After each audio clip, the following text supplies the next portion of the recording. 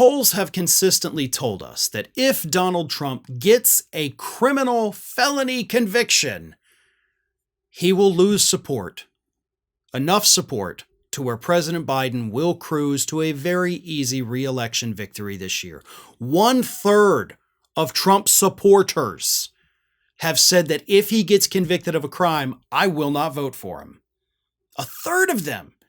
And even if it's actually only a fraction of that do not end up voting for him, it's still enough to put Biden ahead in the swing states. And again, he cruises to re-election.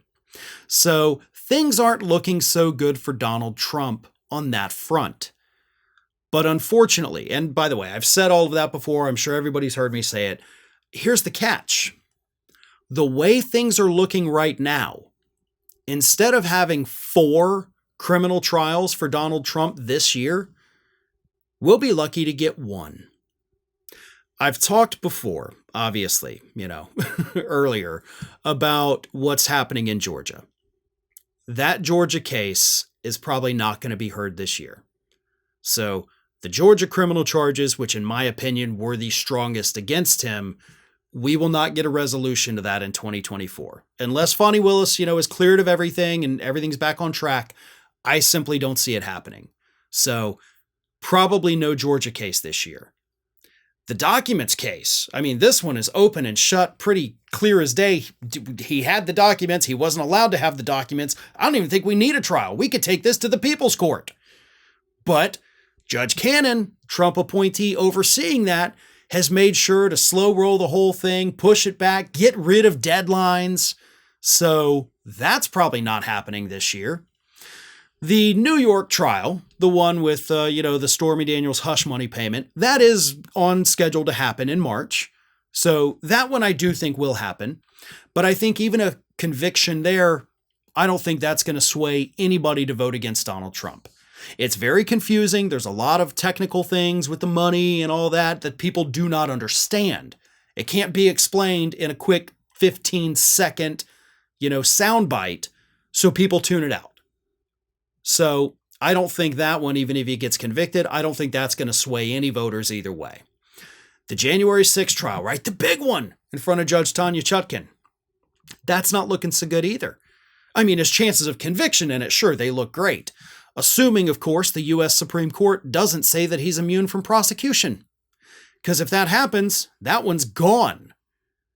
Also, by the way, so too would be gone the documents case, depending on how they word the ruling. So there's that. If the documents were moved before Donald Trump was no longer president of the United States, that's where that could get a little iffy. The Georgia case would still proceed, but again, it won't happen before the election, so that's not going to sway any voters. And even if the Supreme Court says Donald Trump is not immune, this delay, because Chutkan had to come out last week and say, okay, no more filings at all, no more briefs, no more motions, nothing until after next month, if we get that Supreme Court ruling, we may not get these trials this year. In which case, Trump could be a real threat according to the polls.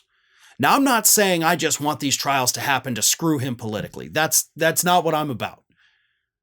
But these are resolutions, like to the ends of these trials, that the public needs. And we may never get resolutions. If Donald Trump wins election this year before some of these trials happen, he's just going to go ahead and pardon himself and then they're gone forever. We will not get a proper resolution to these things. And we, the general public of the United States, deserve resolution to these things. If Trump gets convicted, he's going to lose enough votes to where Biden wins. But right now, Trump has time on his side, and we may not get any trials this year, at least no meaningful ones.